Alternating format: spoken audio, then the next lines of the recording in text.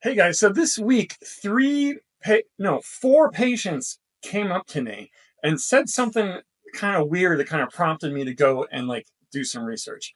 And I'm paraphrasing what they're saying, but they basically said, Dan, I read an article that said that the more grip strength you have, the longer you live. Or another way of paraphrasing that is saying better grip strength equals more longevity. What I want to do is kind of unpack that. And I think there's a fair amount of a bullshit factor in that. And I want to kind of talk about why. So let's today talk about the research behind grip strength and longevity. Let's go.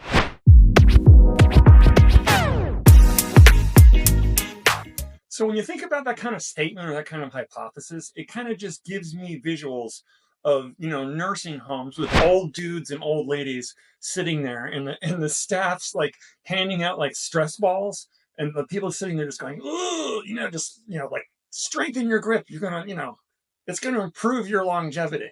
And I had one patient even tell me they were buying grip strengthening for their parents so that they can start doing grip strengthening because that's what the article says. So it's not that simple.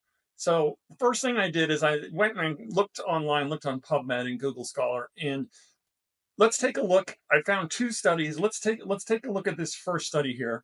I'm going to put it up on the screen for you. All right, here's our study. Association of absolute and relative hand grip strength with all-cause mortality among middle-aged and old-age people, blah, blah, blah. Okay, so objectives. So the objective of the study was to examine the absolute and relative hand grip strength and how that relates to mortality among middle-aged and old-age people in South Korea.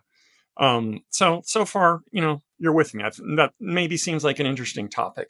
The methods. So if we look at the methods here, over 9,000 participants. So that's a pretty big N group. Now with the conclusion here, this is where I kind of just said, like, what the hell are they saying? So if we look at the conclusions here, our study findings show that both absolute and relative hand grip strength were inversely associated with the risk of all-cause mortality. A higher absolute relative HDS is associated with a lower risk of all-cause mortality.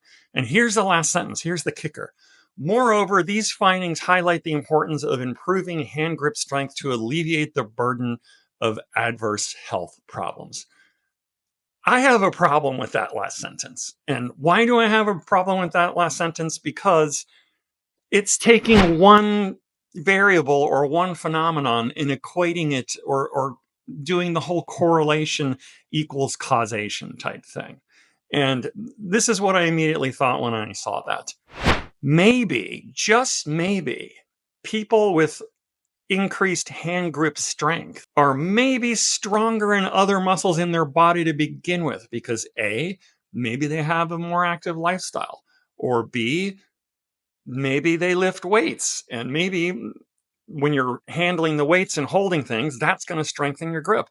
It's also going to strengthen your arms, your back, your legs. So there's this whole unknown universe of other possibilities that are contributing to this. So are they making a convincing argument that maybe if you have better hand grip strength, that's associated with lower risks of mortality?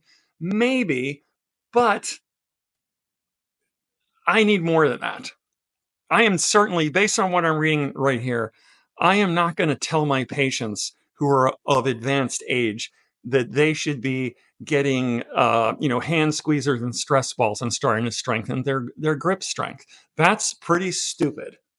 What I'm rather going to do is I would much rather get them on a resisted weight training routine and have them strengthen their whole body, because I'm going to go out on a limb and guess here that that's really where this is coming from. So in order to kind of go with that concept, I found one other study that kind of makes a little bit more sense and maybe sheds a little more light on it. So let's take a look at that one as well. All right, so check out this study by Metter, Talbot, and the rest of those people. Arm cranking muscle power and arm isometric muscle strength are independent predictors of all-cause mortality in men. Sounds pretty serious. So here's the really important meat of this article or study that's cited.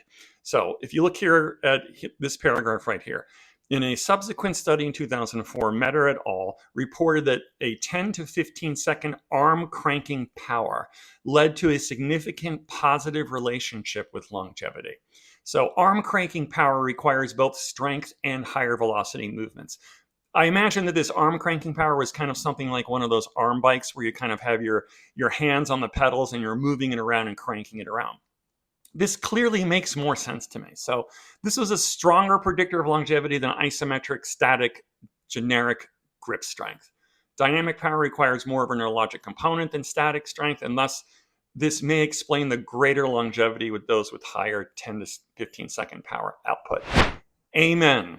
So why would you have a study that isolates one variable like that? Well, it's certainly attention grabbing. It got the attention of like many of my patients. So it's kind of, what's the word I'm looking for? It's kind of titillating. Oh, grip strength and longevity. Yes, I could do that.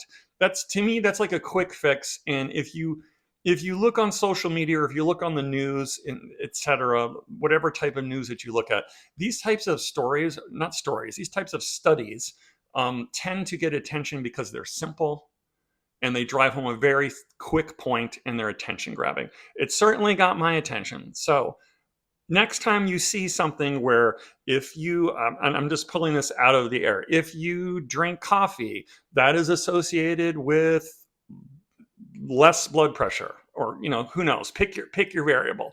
People are constantly cranking out these studies, and they're usually making a very quick one sentence sell to you. So my advice to you is maybe think of the forest instead of the trees. You should be asking yourself, what else could be happening in this study or in this scenario that could be influencing the variable that they're talking about, so that it doesn't sound like that A is causing B.